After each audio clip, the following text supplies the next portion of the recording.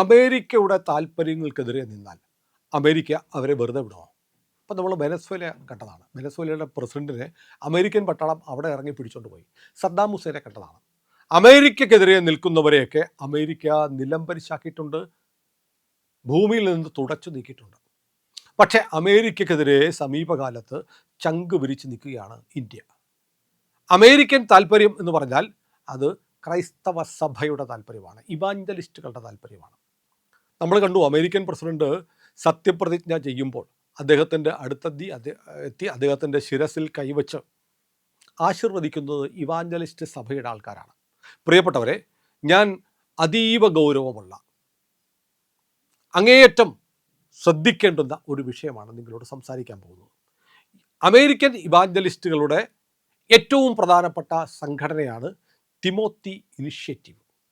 Rally, North കരോലിനയിലെ Raleigh എന്ന് പറയുന്ന പ്രദേശത്ത് 2009 ആരംഭിച്ച ഒരു മൂവ്മെൻറ്റ്. അതിനു മുമ്പ് അത് മറ്റൊരു പേരിൽ ഇന്ത്യയിൽ ഉണ്ടായിരുന്നു, പ്രൊജക്റ്റ് ഇന്ത്യ, ഇന്ത്യക്ക് വേണ്ടിയുള്ള പദ്ധതി എന്നായിരുന്നു അതിൻ്റെ പേര്.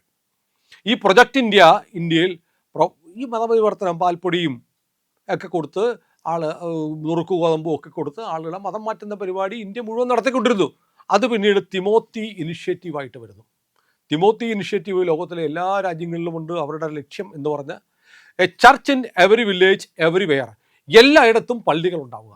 പള്ളി വെറുതെ ഉണ്ടാക്കിയിട്ട് മതി, കാര്യമില്ലല്ലോ. പള്ളി ഉണ്ടാവണമെങ്കിൽ അവിടെ ആരാധിക്കാൻ ആൾ വേണം. അപ്പോൾ ഒരു പള്ളി ഉണ്ടാവണം എല്ലായിടത്തും, എവറിവെയർ, എല്ലായിടങ്ങളിലും പള്ളി ഉണ്ടാവുക എന്ന് പറഞ്ഞാൽ എല്ലായിടത്തും ക്രിസ്ത്യാനി ഉണ്ടാവുക എന്നതാണ്. അതിനുവേണ്ടി ലോകത്തെമ്പാടും സുവിശേഷ പ്രവർത്തനം നടത്തി മതപരിവർത്തനം നടത്തുന്ന സംഘമാണ് തിമോത്തി ഇനിഷ്യേറ്റീവ്. തിമോത്തി ഇനിഷ്യേറ്റീവിൻ്റെ ഇന്ത്യയിലെ തലവൻ്റെ പേര് ഞാൻ നിങ്ങളോട് മുമ്പ് പറഞ്ഞിട്ടുണ്ട്, Jonathan S Rajan. Jonathan S രാജൻ്റെ 2 സഹായികൾ അജിത് വർഗീസ് മത്തായി, വർഗീസ് ചാക്കോ, രണ്ടുപേരും മലയാളികളാണ്. മൂന്നാമൻ തലവനാണ് അമേരിക്കയുടെ ഇവാഞ്ചലിസ്റ്റ് സഭയുടെ ഇന്ത്യയിലെ തലവൻ ജൊനാഥൻ എസ് രാജൻ. ഇപ്പോൾ ED കൊടുത്ത പരാതിയെ തുടർന്ന് ബാംഗ്ലൂരിലെ കോത്തന്നൂർ പോലീസ് എടുത്ത കേസിലെ പ്രതിയാണ്. വെറും കേസല്ല, UAPA, ഭീകരവാദ പ്രവർത്തനം ഉൾപ്പെടെയുള്ള കാര്യങ്ങൾ ചെയ്യുന്നതിനുള്ള കേസിലെ പ്രതിയാണ് ജൊനാഥൻ എസ് രാജൻ, അജിത് വർഗീസ് മത്തായി, വർഗീസ് ചാക്കോ. എങ്ങനെയുണ്ട്? അവർ UAPA കേസിലെ പ്രതികളായി. ഇവരെ പ്രതികളാക്കി UAPA ചുമത്തിയത് നരേന്ദ്രമോദി അമേരിക്കയിൽ ട്രംപിനെ കാണുന്നതിൻ്റെ തലേ ദിവസം.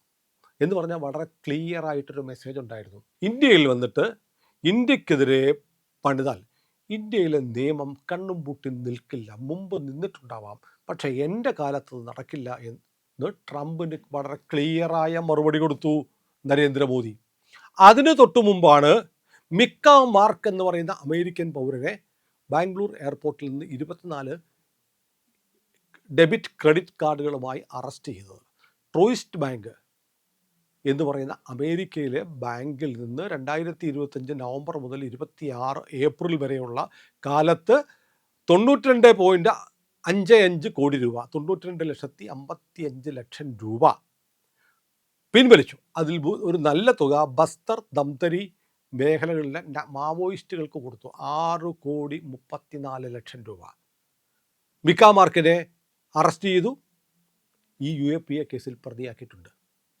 അതുമാത്രമല്ല, വളരെ കൃത്യമായി ഇന്ത്യ ഗവൺമെൻറ് പറഞ്ഞു വിദേശ സംഭാവനകൾ നിയന്ത്രിക്കാൻ പോവുകയാണ്.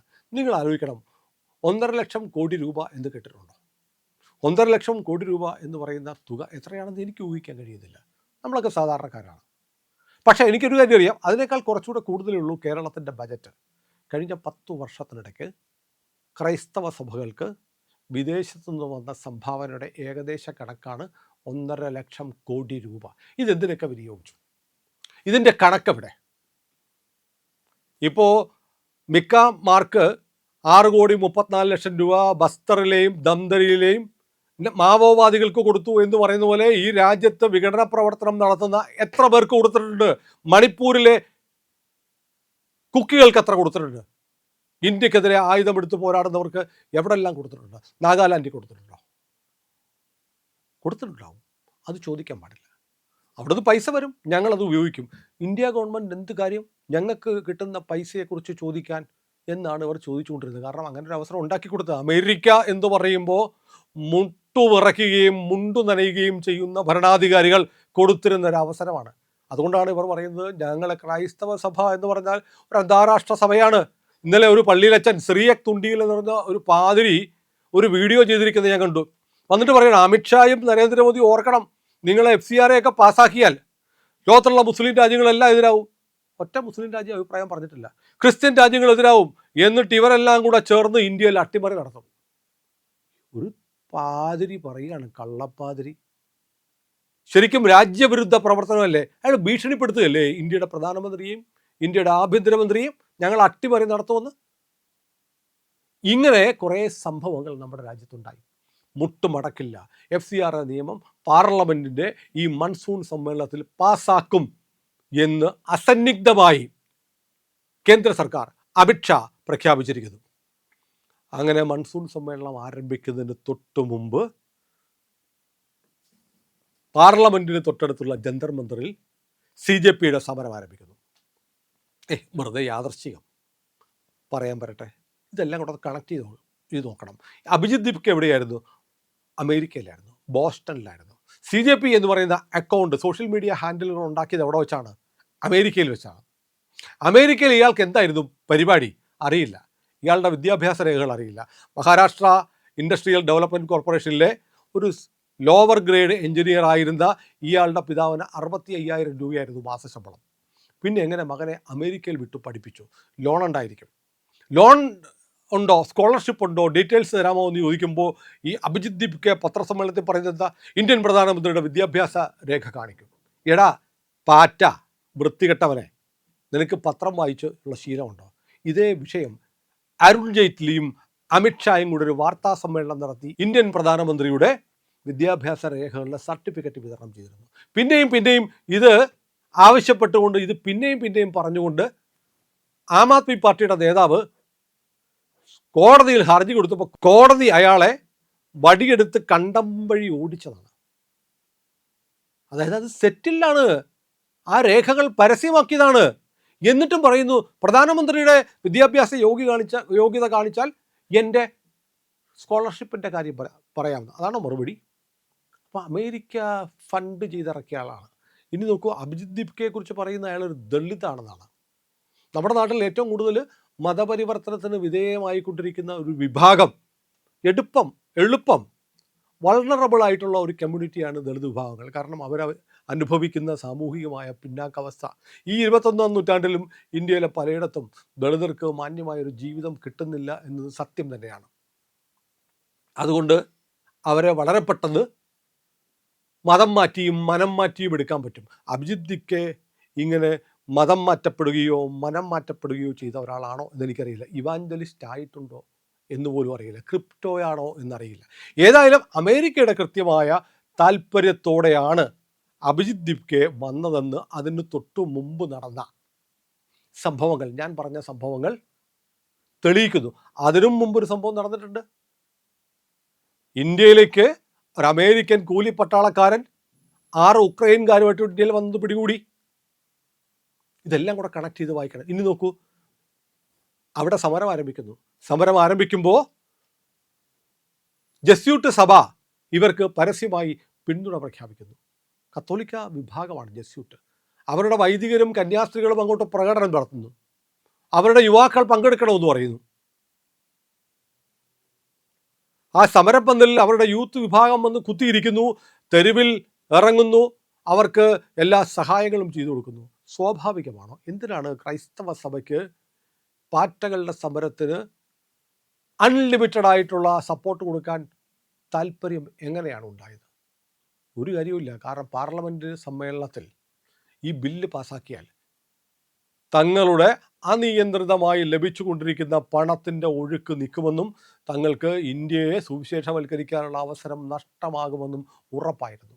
അതിൻ്റെ ഭാഗമായി ഇറക്കുമതി ചെയ്ത ഒരു പ്രോഡക്റ്റാണ് അഭിജിത് ദീപ്കയും CJPയും എന്ന് സംശയിച്ചാൽ ആർക്ക് തെറ്റ് പറയാൻ പറ്റും?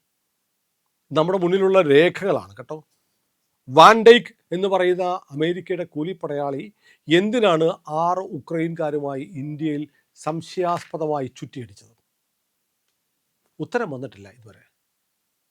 അപ്പോൾ നമ്മൾ മൊത്തത്തിൽ ഇത് കൂട്ടി വായിക്കണ്ടേ? അത്ര മണ്ടന്മാരാണോ നമ്മൾ? ഇന്ത്യ സർക്കാരും അത്ര മണ്ടന്മാരാണോ? എനിക്ക് വളരെ സാധാരണക്കാരനായ എനിക്ക് ഈ സംഭവങ്ങളുടെ എല്ലാം ക്രോണോളജിക്കലിയുള്ള ഓർഡർ പരിശോധിക്കുമ്പോൾ തങ്ങളുടെ വരുതിക്ക് നിൽക്കാത്ത, തങ്ങളുടെ താല്പര്യങ്ങൾ സംരക്ഷിക്കാത്ത ഒരു സർക്കാരിനെ അട്ടിമറിക്കാൻ ഇവാഞ്ചലിസ്റ്റുകൾ പ്ലാൻ ചെയ്ത ഒരു പദ്ധതിയാണ് പാറ്റാ സമരം എന്നുള്ള നിഗമനത്തിലെത്തിയാൽ ആർക്കും തെറ്റു പറയാൻ പറ്റില്ല. അങ്ങനെയാണ് സാഹചര്യ തെളിവുകൾ മുഴുവൻ കിടക്കുന്നത്. മോദി സർക്കാർ ഇപ്പോൾ വീണാൽ ആർക്കാണ് ഗുണം? 3 പേർക്കാണ് ഗുണം. 1 ഇസ്ലാമിസ്റ്റുകൾക്ക്, 2 ക്രൈസ്തവ സഭകൾക്ക്, 3 രാഹുൽ ഗാന്ധിക്ക്. അതുകൊണ്ടാണ് CJP എന്ന് പറഞ്ഞാൽ ക്രിസ്ത്യൻ ജിഹാദി പാർട്ടിയാണ് എന്നുള്ള ഒരു വ്യാഖ്യാനം വന്നത്. അത് തെറ്റാവാനുള്ള സാധ്യത വളരെ കുറവാണ്. ഏതായാലും പ്രിയപ്പെട്ടവരെ, CJP എന്ന് പറയുന്ന പാർട്ടി അമേരിക്കൻ സ്പോൺസേഡ് സംഘടനയാണ്, കൂട്ടായ്മയാണ്. അതിൻ്റെ പിന്നിൽ ഇന്ത്യയിലെ ക്രൈസ്തവ കമ്മ്യൂണിറ്റിക്ക് വലിയ സ്വാധീനവും താല്പര്യങ്ങളുമുണ്ട് എന്ന് പകൽ പോലെ വ്യക്തമാണ്. കൂടുതൽ വിവരങ്ങൾ ഇനിയും വന്നുകൊണ്ടേയിരിക്കും. നമുക്ക് കാത്തിരിക്കാം. വരുന്ന മുറയ്ക്ക് നമ്മൾ വ്യത്യസ്തമായി ചിന്തിക്കുകയും സത്യം പറയുകയും ചെയ്യുന്ന ഇന്ത്യ ലൈവ് ഈ കാര്യങ്ങൾ നിങ്ങളിലേക്ക് എത്തിക്കും. ഞങ്ങളുടെ കൂടെ സഞ്ചരിക്കണം. നമ്മുടെ ചാനൽ സബ്സ്ക്രൈബ് ചെയ്യാത്തവർ ഉറപ്പായിട്ടും ചെയ്യണം.